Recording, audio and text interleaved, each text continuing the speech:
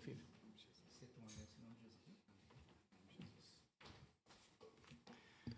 Boa noite, irmãos. Quero saudar a todos com a graça e na paz do Senhor Jesus. Amém. Nós vamos para a nossa reflexão na Escritura. E como é de se esperar, você está aguardando qual texto será pregado e vou avisar mais uma vez, né? Estamos em Juízes, né? Não estamos em juízo, graças a Deus, né? Mas estamos em Juízes. E neste domingo, o texto separado é aquele que narra parte da história de Jefté. Jefté é um personagem conhecido, mencionado inclusive no Novo Testamento, como alguém de fé, mas alguém que precisou, né, e precisava profundamente da graça de Deus. E nós veremos aquele que foi chamado pelo Senhor, com aquele mesmo que tinha o poder para redimir por graça a história do seu povo, e usa uma pessoa como Jefté. Por isso eu quero te convidar à leitura do texto de Juízes 11, do versículo 29 ao 40. Esse trecho já é a metade da história de Jefté, há outros elementos, nós vamos tentar recuperar parte dele após a leitura, mas já teremos bastante informação a ser dita sobre este libertador, né? Sobre este juiz de Israel. Juízes, capítulo 11, versículo 29 a 40. E assim o Senhor nos fala pela sua palavra. Então o Espírito do Senhor veio sobre Jefté, e atravessando este por Gileade e Manassés, passou até Mispa de Gileade, e de Mispa de Gileade passou contra os filhos de Amon. Fez Jefté um voto ao Senhor e disse: se com efeito me entregares os filhos de Amon nas minhas mãos, quem primeiro da porta da minha casa me sair ao encontro, voltando eu vitorioso dos filhos de Amon, esse será do Senhor, e eu o oferecerei em holocausto. Assim, Jefté foi de encontro aos filhos de Amon, a combater contra eles, e o Senhor os entregou nas mãos de Jefté. Este os derrotou desde Aroé até as proximidades de Minite, 20 cidades ao todo, e até Abel-Queramim, e foi muito grande a derrota. Assim foram subjugados os filhos de Amon diante dos filhos de Israel. Vindo, pois, Jefté a Mispa, a sua casa, saiu-lhe a filha ao seu encontro, com adufes e com danças, e era ela filha única. Não tinha ele outro filho nem filha. Quando a viu, rasgou as suas vestes e disse: ah, filha minha, tu me prostras por completo, tu passaste a ser a causa da minha calamidade, porquanto fiz voto ao Senhor, e não tornarei atrás. E ela lhe disse: pai meu, fizeste voto ao Senhor, faze, pois, de mim segundo o teu voto, pois o Senhor te vingou dos teus inimigos, os filhos de Amon.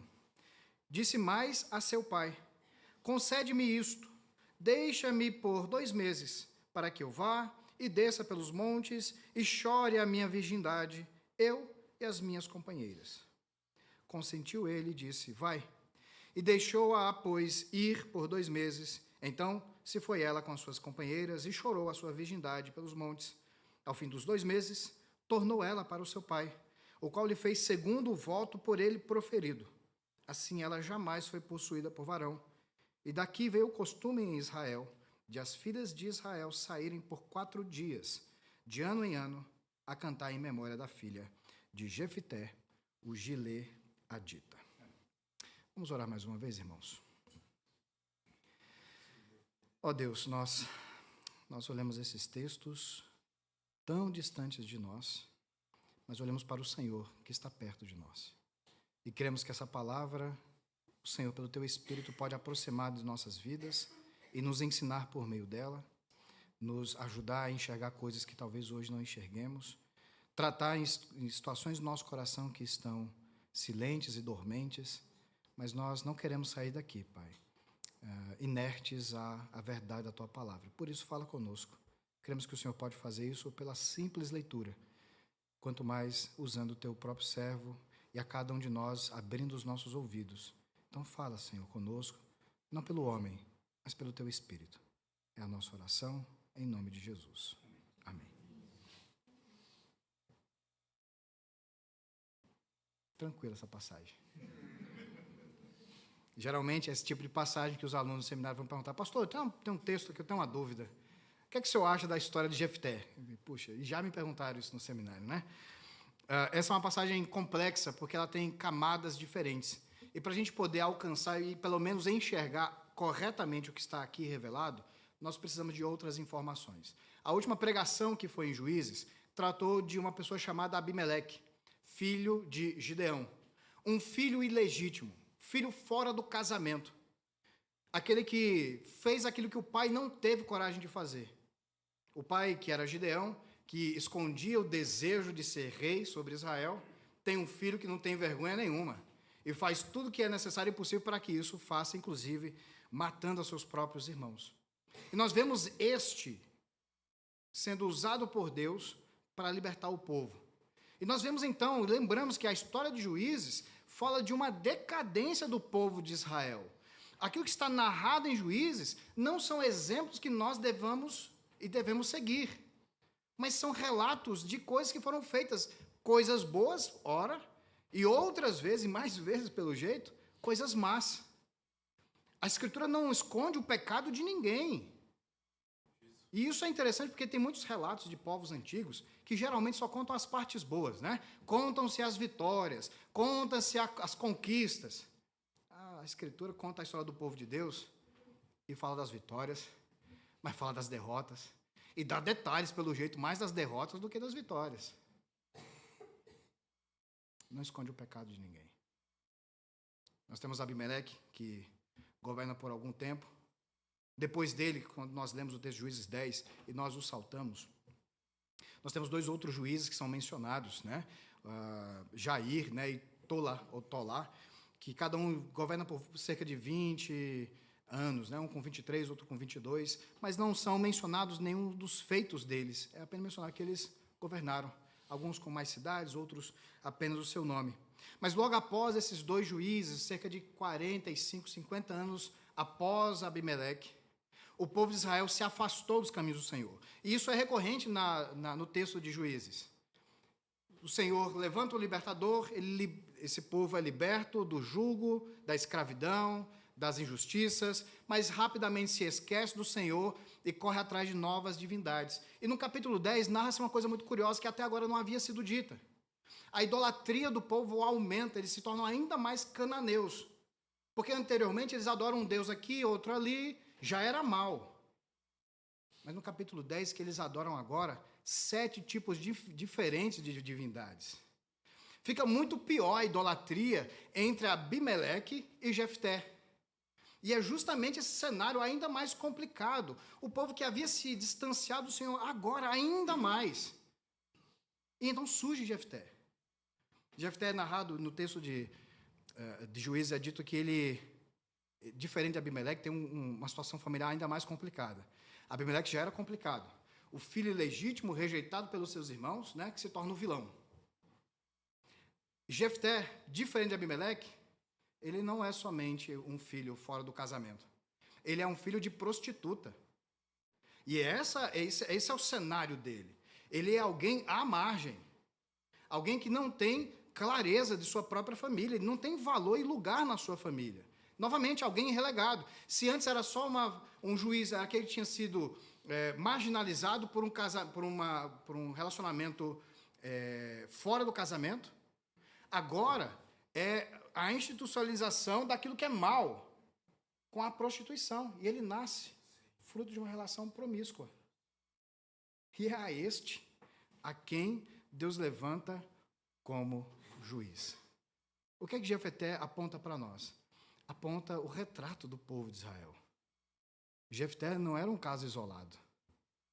Jefté é uma amostragem de como andava aquele povo diante do Senhor. Tá, claro que nem todos eram filhos desse tipo de relacionamento. Mas Jefté certamente demonstrava ou dava uma amostragem disso. O primeiro ponto da nossa pregação, tendo isso em mente, né, tudo isso acontecendo no Antigo Testamento, nós vamos para o versículo 29, onde veremos a primeira cláusula, que é a primeira parte dessa pregação. Deus não anula a história de Jefté. Quando diz o versículo 29, então o Espírito do Senhor veio sobre Jefté. Essa menção aqui no texto é para dizer que o povo de Gileade chega a Jefté e diz: Jefté, guia-nos contra os amonitas. Nós precisamos de um comandante, alguém que é bom de guerra. E Jefté era uma pessoa perfeita para isso. Porque quando ele é expulso da sua cidade, expulso do meio do seu povo, ele vai, semelhante a Abimeleque, se associar a um grupo que não era da boa gente. E ele se torna uma espécie de assaltantes, assim, de lugares, né, de viajantes. Ele se torna uma pessoa que vai fazer isso e fica hábil nesse negócio. Se assim a gente pode chamar, né? E alguém que fica com o nome conhecido. Alguém que se torna, veja, alguém que se torna uma referência nesse tipo de atividade, naquele momento para o seu próprio povo. Quando os amonitas vêm e oprimem Israel, o próprio povo de Israel pensa: não, a pessoa boa para nos libertar é Jefté. Que vai conseguir enfrentar é Jefté. E eles então vão chamar Jefté, e Jefté vai dizer: não, mas não foi você que me expulsaram? Agora vocês querem minha amizade? Vocês me jogaram para fora e agora que me querem perto. Eles insistem, Jefté negocia, ele é bom de barganha, né? O texto vai narrar um pouco disso. Mas ele aceita essa missão, e a missão é libertar o povo. E Deus, então, quando suscita a Jefté, não está anulando a história de Jefté. Porque alguém poderia dizer: não, juiz bom mesmo, aquele que daria certo, tinha que ter pelo menos uma história legal, né? Uma história justa, uma história sem pecado, né? Um pedigree. Tinha que ser ali de Judá, né? Era bom que fosse de umas tribos melhores, assim, né? Mas logo Jefté. E alguns de nós têm essa impressão. Mas Deus, quando suscita a Jefté, e quando suscita muitos outros no meio do seu povo, não é anulando a história. Talvez a nossa história não seja a de Jefté. Mas assim como Jefté, cada um de nós precisa da graça de Deus. E nenhuma das nossas histórias é suficiente para que nós tenhamos o direito de acharmos que somos melhores que Jefté. Jefté faz, então, isso. Ele recebe do Senhor a presença dele para cumprir esta missão.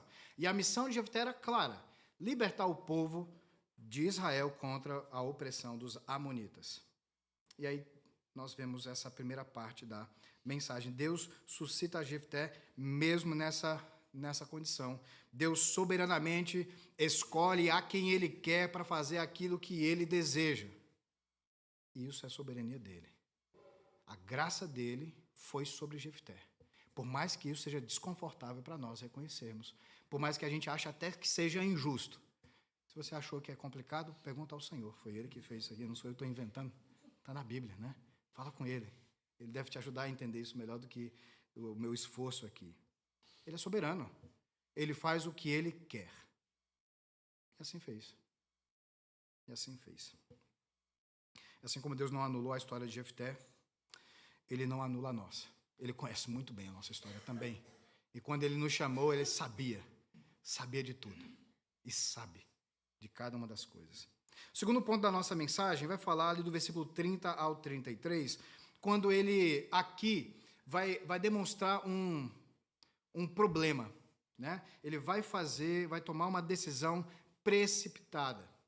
E talvez não somente precipitada. Nós vamos falar sobre isso. A fé de Jefté é uma fé que, parecida com a de Gideão, requer certa ordem de garantia. O versículo 30 vai dizer, como nós lemos, que ele fez um voto. E é justamente esse voto uma das partes mais problemáticas do texto de Juízes, né? Que voto foi esse? Parece que Deus aprova esse voto, né? Nós vamos já comentar sobre isso também. Mas Jefté faz um voto ao Senhor. E o voto é: se com efeito, versículo 30, me entregares os filhos de Amon nas minhas mãos, quem primeiro da porta da minha casa sair ao encontro, voltando eu vitorioso dos filhos de Amon, esse será do Senhor. E eu o oferecerei em holocausto. Aqui o voto ele é muito curioso, porque a palavra que é usada no final, a palavra holocausto, é um tipo muito específico de sacrifício. No Antigo Testamento, no templo, holocausto era justamente aquela oferta que era totalmente dedicada ao Senhor. E o totalmente dedicado ao Senhor incluía ser queimado por completo.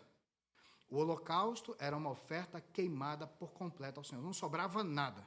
Tudo era ao Senhor. Ou seja, era uma dedicação, uma dedicação ao Senhor nesse tipo de ordem. E é esse voto que Gideão faz. E isso é Jefté, perdão. Obrigado, estou confundindo os nomes, mas é Jefté, obrigado. Jefté, então, faz este voto, e esse voto é uma espécie de barganha que parece ser feita com o Senhor.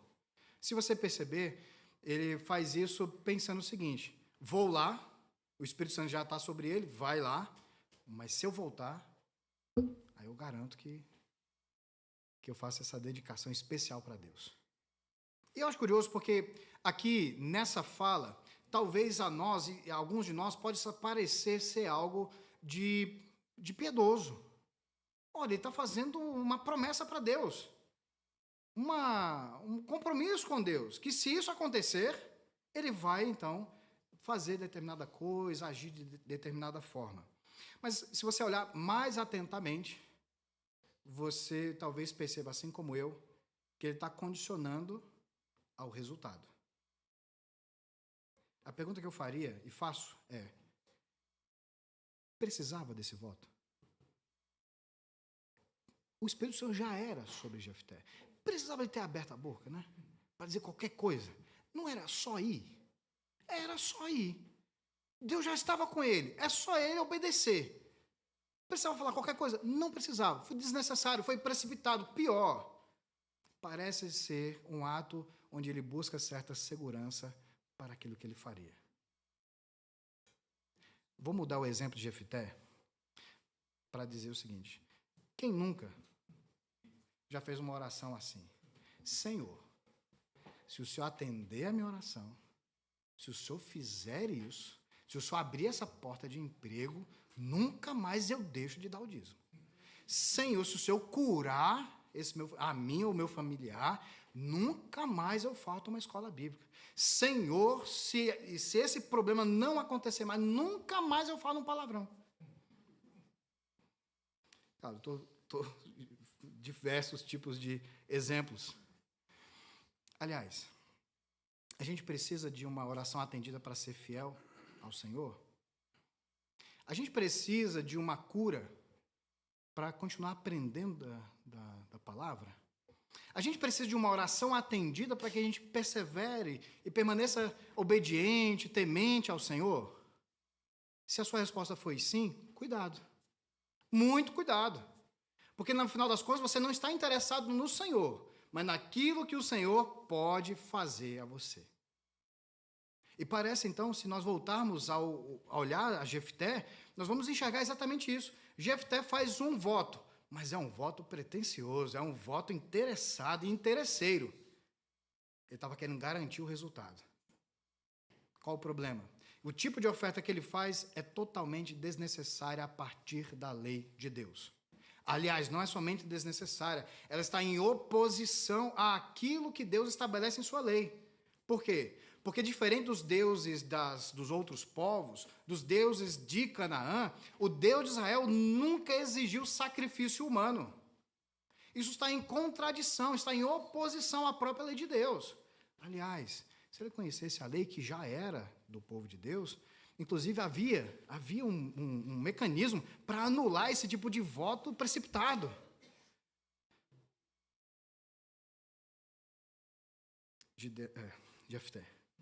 Jefté não conhece a lei do Senhor. Ele não decide a partir desta lei, desse ensino. E assim como nós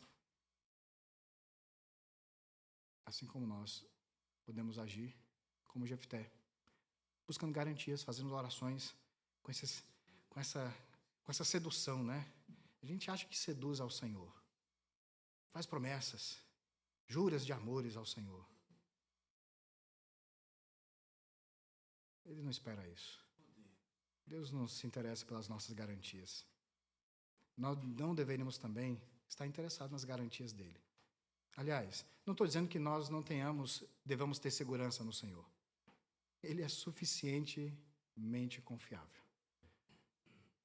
Exige-se isso. A fé verdadeira não exige garantias. Se você crê no Senhor para Ele te garantir alguma coisa, quero te alertar. Talvez você não crê em Deus como você acha que crê. A fé no Evangelho não exige garantias. Aquele que não puder abrir mão de pai, mãe, de família, não é digno. Aquele que não tomar a sua cruz, negar a si mesmo, depois seguir a Jesus, não é digno. O Evangelho não. Pelo Evangelho nós não devemos exigir garantias do Senhor. Ele já é a garantia. Ele é a nossa garantia. Por fim, irmãos, a última parte do texto, versículo 34 ao 40, nós vamos ver aqui, nós vamos ver essa última parte, quando conhecer a Deus deveria ter sido aquilo que protegeria a Jefté e a sua família. Quando ele vai para a guerra, ele vence e volta, e diz que a derrota é grandiosa, ou seja, Deus abençoou, Deus foi com eles, Deus prosperou. E o que é que Jefté entende? Deus então aceitou a minha promessa. E não somente ele entende isso, a sua filha também entende isso. E a pergunta é, por que ela entende assim? Porque ela não foi ensinada. Jefté não sabia a lei do Senhor. E ele não ensinou a sua própria filha também a lei do Senhor. A compreensão dela também está em equívoco. Ela acha que, pelo resultado, Deus validou aquilo que foi feito de forma precipitada. Um voto vão. Não. Esse é um engano. Por causa do desconhecimento da lei de Deus, esta família foi profundamente prejudicada. Essa é a reação dele. Né? Quando ele vê a filha saindo de casa, ele fala, meu Deus, tudo menos isso. Justamente ela não poderia ser. E todo esse sofrimento que ele tem e o ato que ele depois realiza é justamente porque não conhecia a lei de Deus. A gente lembra o que diz a Escritura, que o povo de Deus perece por falta de conhecimento da lei do Senhor, por falta de conhecimento da vontade de Deus. E é justamente a lei de Deus, é justamente a vontade dele que nos protege, que nos guarda, que nos livra, que nos abençoa. Nós temos aqui esse relato que também é questionável. Alguns vão dizer, pastor, será que não é só uma questão assim de... Não foi sacrifício humano, né? Foi, na verdade, ele deixou de ter descendência porque a filha foi dedicada ao Senhor, então ela nunca mais casaria. Eu acho que se fosse para dizer isso, ele teria dito com maior tranquilidade no texto. A coisa mais simples. E, olha, não seria problema nenhum na narrativa. Mas não é isso que é dito. A palavra parece ser muito mais pesada, é algo severo, porque aponta para o estado que aquele povo vivia. Desconhecendo a Deus e a lei do Senhor, vivendo e fazendo aquilo que achava melhor, que achava mais correto. Gideão, quando faz isso, ele faz com fé. Gideão é mencionado como um dos heróis na fé. Jefté, também Gideão, né? Mas Jefté, obrigado, irmãos. Leia-se sempre Jefté, né? Quando eu falar de Gideão. Jefté e Gideão, mas aqui no caso, Jefté foi contado como um dos heróis. Ele creu. Ele foi visto como alguém que confiou no Senhor. E, de fato, Deus o abençoou. Ele foi lá guerrear e Deus deu vitória. Mas não quer dizer que tudo que Jefté fez estava correto diante de Deus. Assim que muita coisa que nós fazemos também não está correta diante de Deus. E muitas vezes somos tomados em falha. Nós fazemos algumas coisas e pensamos, se não cai um raio na minha cabeça, é porque Deus não achou ruim. Se isso não aconteceu, não trouxe um problema, então é porque é solução. As nossas decisões não deveriam ser assim pragmáticas. Porque facilmente nós aceitaremos a injustiça no lugar da verdade do Senhor. Foi isso que aconteceu. Ele pensou que o fato de Deus tê-lo abençoado nessa grande empreita, que foi uma grande batalha, no final dos contos, Deus até abençoaria esse tipo de voto que ele fez, mesmo em profunda contradição com a vontade do Senhor. Nós aprendemos então nesse texto, queridos, essa história, né? Jefté e sua família. Jefté que tem uma história complicada. E assim também como a nossa, muitas vezes, é complicada. E Deus não anula a história de Jefté.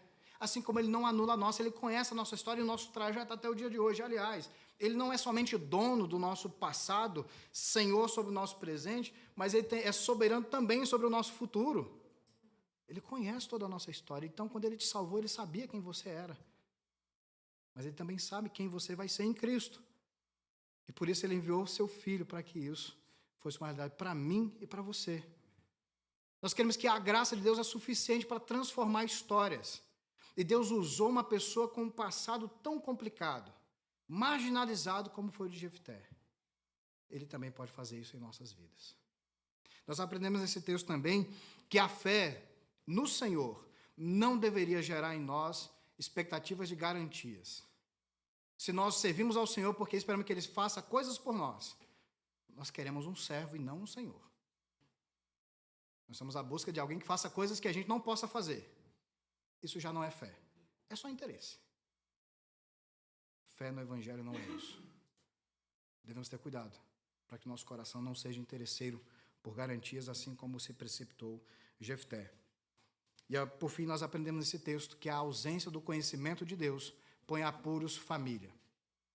Uma casa. A ruína de um juiz de Israel, porque ele não conhecia a lei do Senhor e tentou adorar a Deus a partir de um conhecimento estranho, repetindo idolatria.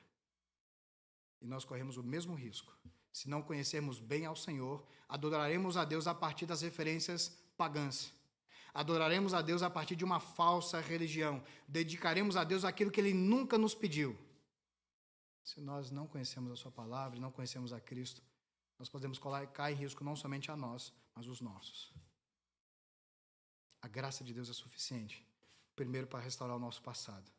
A graça é suficiente justamente para que nós tenhamos garantia nele e não naquilo que Deus pode nos fazer. A graça de Deus é suficiente, porque por meio dela, ela ensina o seu povo a viver debaixo desse cuidado e proteção. Que Deus, em sua graça, nos ajude a responder esse chamado do Evangelho em Cristo Jesus, por meio da história de Jefté.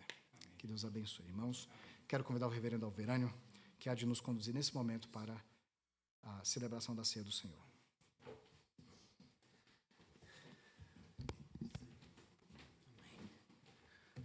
Graça e paz, irmãos. Por favor, abram comigo. Carta de Paulo aos Coríntios, capítulo de número 11.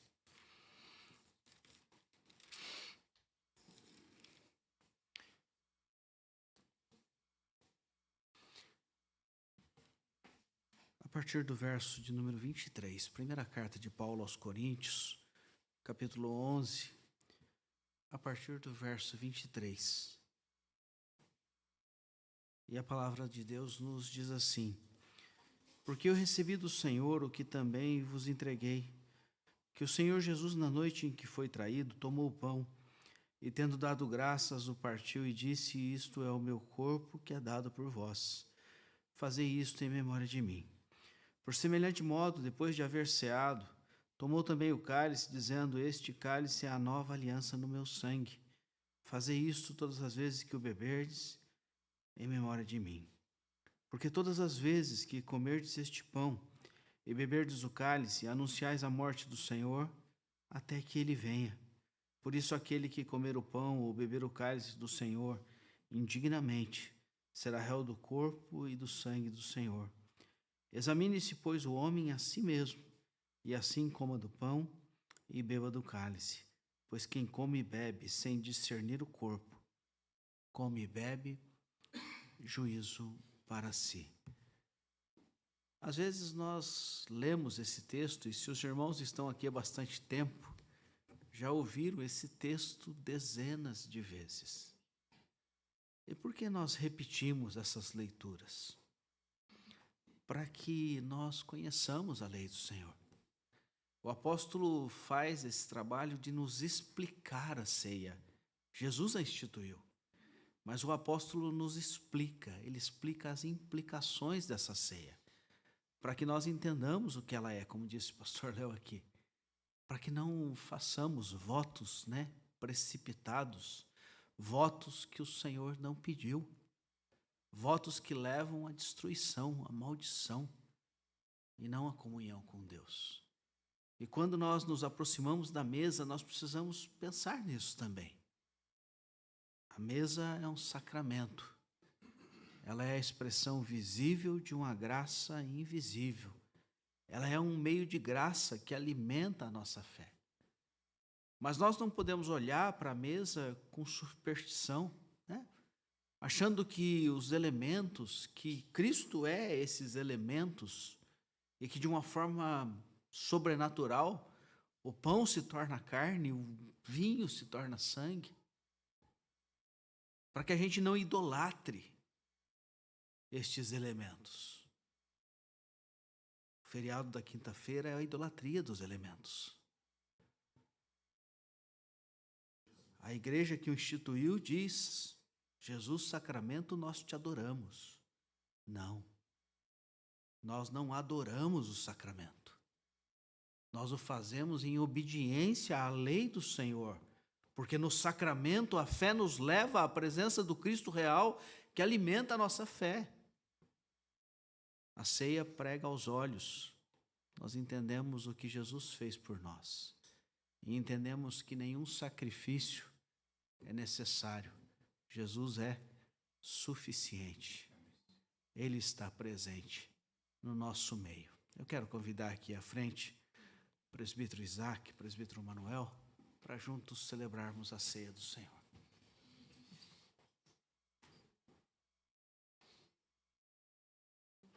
Nosso Senhor Jesus Cristo, na noite em que foi traído, ele tomou um pão e o partiu. E disse aos seus discípulos: este é o meu corpo que é partido por vós. Comei dele todos, fazei isto em memória de mim. Por semelhante modo, naquela mesma noite, o Senhor Jesus Cristo tomou um dos cálices da Páscoa e apresentou aos seus discípulos e disse: este é o meu sangue, que é dado por vós. Bebei dele todos, fazei isto em memória de mim. E disse Jesus: porque isso é o meu corpo, isso é o meu sangue, ou seja, isso é o que ele estava fazendo por nós. Ele entregava-se a si mesmo, o Cordeiro Santo de Deus, que tira o pecado do mundo. Ele aplacava a ira de Deus com o próprio sacrifício de si mesmo.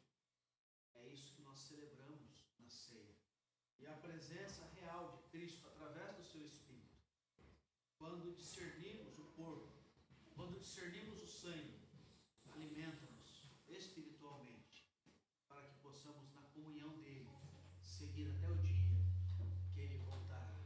Tenhamos isso em nosso coração. O presbítero Manuel estará orando, preparando-nos para esse momento. Oramos. Senhor Deus Pai, em nome de Jesus, o teu Filho amado, mais uma vez te damos graças, Senhor, pelo privilégio que o Senhor concede a cada um de nós, ó Pai. Estar, ó Deus, em redor desta mesa para alimentar o nosso espiritual, Senhor. Pedimos ao Senhor, em nome de Jesus, Pai, que o Senhor tire esses alimentos do uso comum, Pai, que ele seja agora, Senhor Deus, usado nesse serviço santo, Senhor Deus. Que seja para a glória, seja para a honra do teu nome, Senhor. Ó Deus, e que possamos, ó Deus, nos examinar mesmo, Senhor Deus, e participar da ceia do Senhor. E com o coração alegre dizer: Maranata, ora vem, Senhor Jesus. Nós te damos graças, ó Deus, e louvamos o teu nome, em nome de Jesus. Irmãos, enquanto nós cantamos o hino, os irmãos estarão distribuindo os elementos. Eu peço que os irmãos recebam, mas que esperem para comermos e bebermos todos juntos. Amém?